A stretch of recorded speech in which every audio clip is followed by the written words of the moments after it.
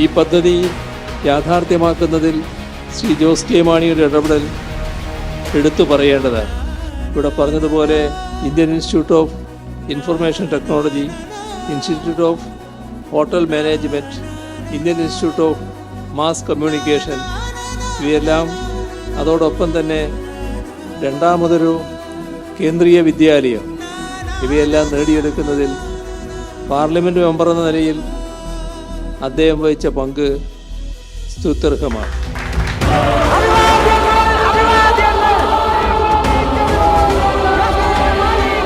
ഈ അക്ഷര നഗരിയിൽ ഒരു നോളജിന്റെ ഓർബിറ്റ് അത് സൃഷ്ടിക്കുവാൻ കഴിഞ്ഞു എന്ന അഭിമാനത്തോടു കൂടി ഞാൻ പറയട്ടെ സ്നേഹിതരെ, ഈ പദ്ധതി ആരുടേതാണ് എന്ന് ചോദിച്ചാൽ ആരുടേതാണ്?